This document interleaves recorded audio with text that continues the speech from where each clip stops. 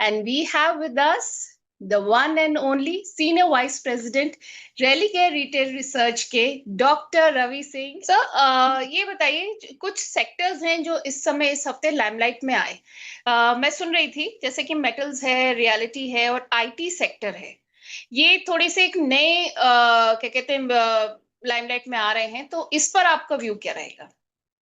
देखिए नेहा मैम जी, मैं समझता हूँ आपके सवाल बहुत हैं। लेकिन आप एक साथ इतनी जल्दी सवाल अगर पूछेगी तो कहीं ना कहीं से मैं दुविधा में आ जाऊंगा। और नहीं, व्यूवर्स। बस आप ये बताइए कि मतलब मेटल्स को लेकर अगर हम बात करें तो। नहीं, आपने देखिए इस समय इंपॉर्टेंट, बिल्कुल मैं मेटल और आईटी दोनों पे बताता हूँ। जी। और एक एक करके हम लोग उन दोनों सेक्टर को कवर करते हैं। आईटी सेक्टर में कुछ स्टॉक्स जो बाय के हैं उनको बता देता हूँ, जो स्टॉक्स सेल के हैं उनको बता देता हूँ, जिन स्टॉक से दूरी रखनी उनको बताता हूँ। जी। सबसे पहले आईटी काउंटर पे आप ध्यान रखें कि इस बार जो अभी मोमेंटम बना है उसमें जेंसर टेक एक अच्छे अग्रेशन के साथ बढ़ रहा है। 840-45 रुपए चल रहा है और मोमेंटम में इस बार 900 रुपए तक का लेवल छू सकता है। दूसरा स्टॉक है साइंट, जो इस समय एक अग्रेसिव अपट्रेंड की तरफ बढ़ा है और जल्दी 1450 के लेवल छू सकता है। इस समय चल रहा है 1332। तो मंडे के लिए इन आईटी काउंटर्स पर जरूर ध्यान रखिएगा। दूसरी राइट, तरफ ये दो शेयर हो गए आपने जो सजेस्ट किया जो अच्छा परफॉर्म कर सकते हैं आने वाले वक्त में। जी, अब किन में प्रॉफिट बुकिंग रहेगी? देखिए डिक्सन काफी चला था, रिजल्ट के बाद थोड़ा सा प्रॉफिट बुकिंग देखने को मिली, इसलिए घबराने की जरूरत नहीं है। 14,500 1400 14,500 आता है तो फिर से सवारी बाय की करनी है। तो अभी चल रहा है 15,000, वेट कर लीजिए, थोड़ा करेक्शन आ जाए, चढ़ना ही है, रुकना नहीं है। दूर किससे रहना है? न्यूक्लियस सॉफ्टवेयर से दूर रहना है, वैक्रांगी से दूर रहना है, टेक सोल्यूशन से दूर रहना है। और साथ ही एम्फोसिस में भी थोड़ी प्रॉफिट बुकिंग चढ़ सकती। तो आईटी काउंटर। और एक और बात, विप्रो जो कि इस समय 250 के पास खड़ा है, कहीं ना कहीं से यहां पर वो ताकत दम नहीं दिखा रहा, तो यहां पर भी आप दूरी बनाकर रखिए। ऑल राइट सर, तो इसमें एक जो इम्पोर्टेंट चीज निकल गई वो डिक्सन का जो आपने रेट दिया है कि 14,500 पर बाय कर सकते हैं करेक्शन आने के बाद।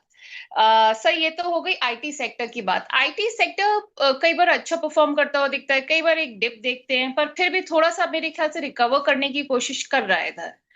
फ्यूचरिस्टिक सेक्टर वाइज आप क्या देखते हैं कि परफॉर्मेंस अच्छी रहेगी या नहीं?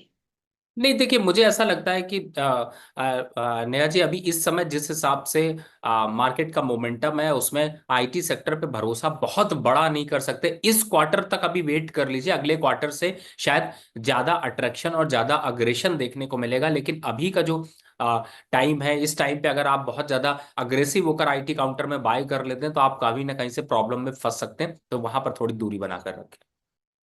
All right. सब आईटी की तो बात हो गई, मेटल्स भी थोड़ी थोड़ी चर्चा में है। अब एक अपनी पोजीशन बना रहे हैं, बस बन गया है। तो आप कैसे नजरिए रखते हैं इसके ऊपर?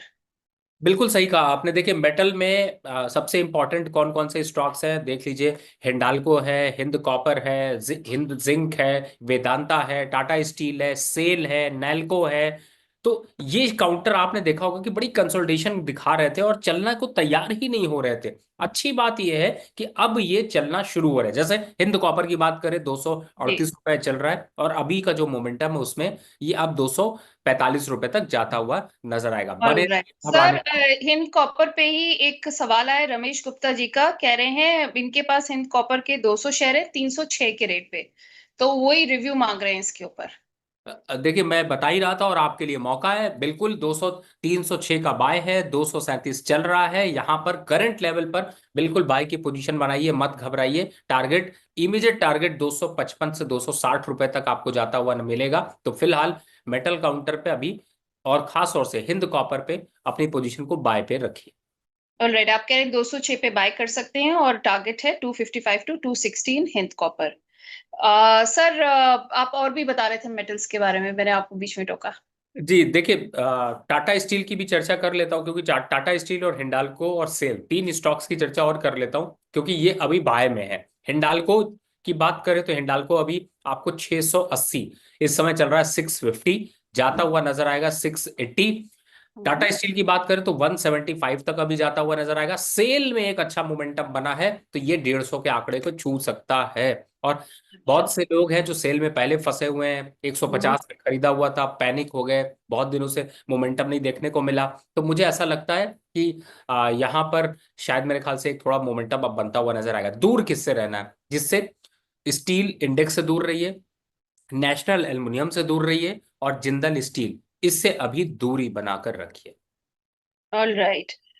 सर, आप कह रहे हैं कि टाटा स्टील का टारगेट आप देख रहे हैं कि मतलब टाटा जा सकता है 170 तक, हिंडाल्को 680, सेल 150, और आपने कहा है कि दूर रहना है स्टील इंडेक्स से, नेशनल एल्युमिनियम से, और जिंदल स्टील से, राइट जी सर? बिल्कुल। कोई डिस्क्लेमर देना चाहेंगे आप? जिन भी स्टॉक्स की मैंने चर्चा करी है, इसमें मेरी पर्सनल पोजीशन नहीं है, लेकिन कंपनी के तरफ से ऐसे क्लाइंटों को ऐसे सजेशन गए। Thank you so much sir for being part of the show, और हमारे व्यूअर्स को अपनी गाइडेंस और एक्सपर्ट राय देने के लिए।